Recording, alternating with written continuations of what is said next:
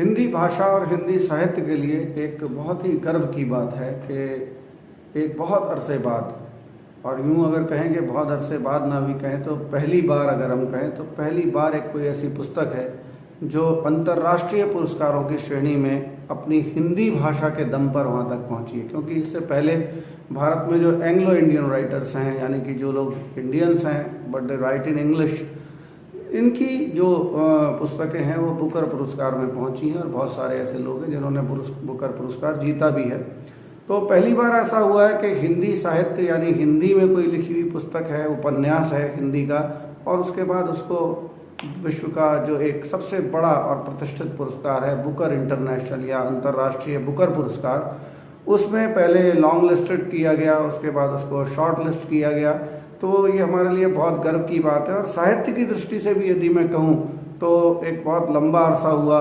तो जब मैं नई कहानी का जो दौर था उस समय मैं लोगों को पढ़ता था, निर्मल वर्मा और उसके बाद राजेंद्र यादव जो थे, उनके विचारों ने मुझे बड़ा प्रभावित किया। फिर उसके बाद निर्मल वर्मा, कृष्णा सोबती, इसके बाद ऐसा लगता था कि एक अंधकार सा हिंदी साहित्य में आ रहा है, क्योंकि एक तो हिंदी के पाठक घटते जा रहे हैं, बढ़ता हुआ इंटरनेट पर मनोरंजन और बहुत सारी चीज़ें जो थी धीरे धीरे हिंदी के पाठकों को कम करती आ रही थी। अंग्रेजी में तो बहुत सारे लोग उपन्यास लिख रहे हैं, वो चलता हुआ उपन्यास हो, साहित्यिक उपन्यास भी लोग लिख रहे हैं। तो पहला ऐसा पुस्तक हमारे सामने उपन्यास आई और मैं बड़ा प्रसन्न हुआ। और जिस दिन मुझे खबर मिली उस दिन ठीक मैंने उसको सर्च करके पुस्तक को मंगाया और पुस्तक का नाम है, ये वो पुस्तक है रेत समाधि, जो गीतांजलि श्री ने लिखी है। और पुस्तक का अनुवाद किया गया था, क्योंकि बुकर इंटरनेशनल के लिए किसी भी भाषा की पुस्तक को वहाँ भेजा जा सकता है, लेकिन उसका अनुवाद किया जाता है। और ये अनुवाद जो है डेजी रॉकवेल ने किया था। तो इट्स अ वेरी नाइस जो ट्रांसलेशन है, सो वेल ट्रांसलेटेड बुक। तो ये इस ट्रांसलेशन के दम पर ये पुस्तक जो है इंटरनेशनल ख्याति में गई है। लेकिन फिर भी जो ख़ास बात है वो पुस्तक में अपनी अनूठी किस्म की है। तो सबसे पहली बात तो मैंने दोनों ही मंगाया इसलिए भी क्योंकि जिस तरीके की भाषा, एक विशेष प्रकार का एक सिग्नेचर टोन है राइटर का, गीतांजलि श्री का एक विशेष प्रकार का सिग्नेचर टोन है, एक बड़ा फक्कड़पन है भाषा में। जब आप पढ़ोगे तो आप पढ़ते चले जाओगे और उसके बाद प्रतीकों के माध्यम से, श्लेषों के माध्यम से, अलंकारों के यमकों के माध्यम से जिस तरह से बात चलती है, तो शायद एक पैराग्राफ जब आप पढ़ेंगे तो उसके 3 रीडिंग्स लेने होंगे आपको। एक बार आप भाषा का आनंद लेंगे, पुनः उसके मतलब को समझने की कोशिश करेंगे, फिर प्रतीकों के अर्थों को समझेंगे। तो बहुत कुछ किताब में है, आप चाहें तो पढ़ सकते हैं। हिंदी से प्रेम करते हैं तो ये पुस्तक पढ़ने वाले, वैसे भी आप मुझे अगर सुन रहे हो तो जाहिर सी बात है कि आप वो मनोरंजक रील्स या वीडियो नहीं देखते हैं, इसलिए मुझे आप आकर के सुन रहे हो। तो ये रेत समाधि आप खरीद सकते हो। मैं कुछ अच्छे जो हिस्से हैं इसके वो आपके साथ बांटना चाहता हूँ, पढ़ना चाहता हूँ रेत समाधि के। और आप आशा कहानी का जो है वो इस तरह की कहानी है कि एक वृद्ध अवस्था पर लिखी कहानी है। एक स्त्री है जिसका पति मर गया है और वो 80 साल की है, और वो कहते हैं कि उसने अपनी पीठ अपने परिवार की तरफ से कर ली है, तो लेटी रहती है, एक प्रतीक है उनकी पीठ का। और फिर वो उठती नहीं है, बहुत प्रयास करते हैं परिवार वाले उसको उठाने के लिए, लेकिन वो एक तरह से बेजार हो चुकी है अपने परिवार की तरफ से, और बहुत कोशिश के बाद भी वो उठती नहीं है। तो मैं कुछ चंद चीज़ें, बहुत सारी बातें ना बताते हुए कुछ बातें आपके साथ में, कुछ इसके पाठ जो है कर रहा हूँ आपके सामने। पहले उस पर उन्होंने लिखा है, कृष्णा सोबती को ही उन्होंने समर्पित की है पुस्तक, हमारी गुरु, प्रेरणा और बेहद अजीज़ कृष्णा सोबती जी के लिए। उसके बाद मैं पहली लाइन पढ़ता हूँ, फिर वो उस अंश को पढ़ता हूँ जो बड़ा आपको लगेगा। फिर बीच में तो बहुत सारे ऐसे अंश और किरदार हैं जो आपको भाएंगे। यदि आप साहित्य में रुचि रखते हैं तो ये आपके पास पुस्तक आपकी लाइब्रेरी में, यू मस्ट हैव इट। एक कहानी अपने आप को कहेगी, मुकम्मल कहानी होगी और अधूरी भी, जैसा कहानियों का चलन है। दिलचस्प कहानी है, उसमें सरहद है और औरतें हैं जो आती हैं, जाती हैं, आरंपार। अब देखिए जो अंतिम शब्द है जहाँ पर आरंपार, तो इस तरीके के शब्द। और साथ पर खास बात यह कि अंग्रेजी के कुछ शब्द थे वो तो हिंदी में आ ही गए साथ ही साथ में, लेकिन इस भाषा में जो बोलियों के शब्द हैं वो धीरे धीरे विलुप्त होते जा रहे हैं साहित्य से। इसमें बोली के जो शब्द हैं उनका भरपूर प्रयोग किया है, और जो हमारे स्लैंगी लैंग्वेज जिसको हम लोग बोलते हैं, चलताऊ शब्द हैं, उनका भी बड़ा प्रयोग है, जैसे आरंपार अभी किया।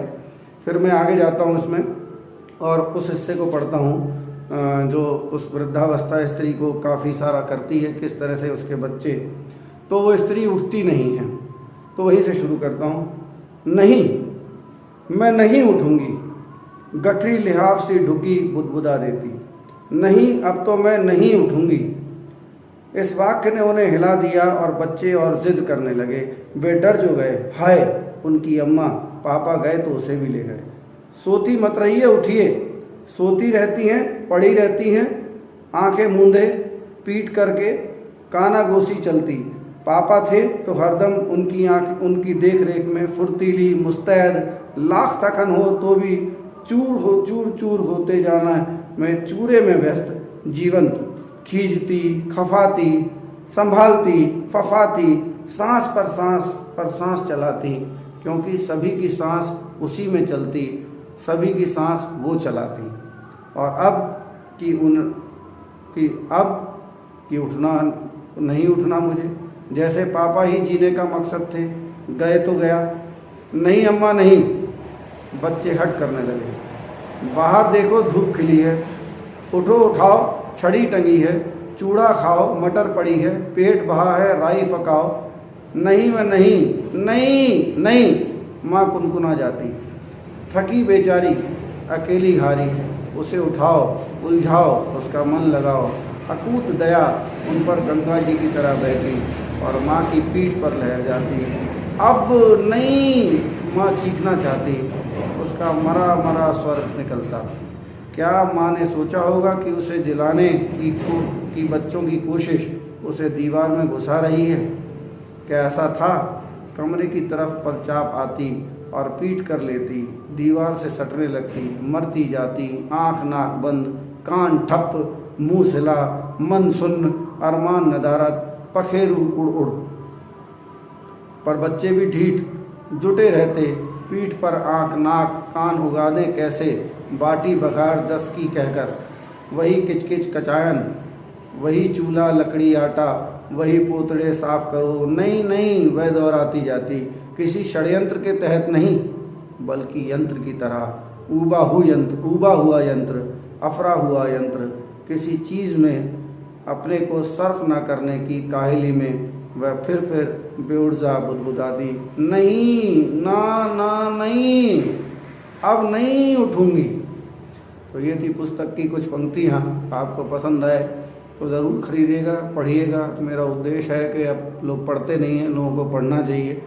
और हिंदी साहित्य तो ख़ास तौर से आजकल तो लोग कहते हैं कि हम हिंदू हैं तो हिंदी पढ़ा भी कीजिए।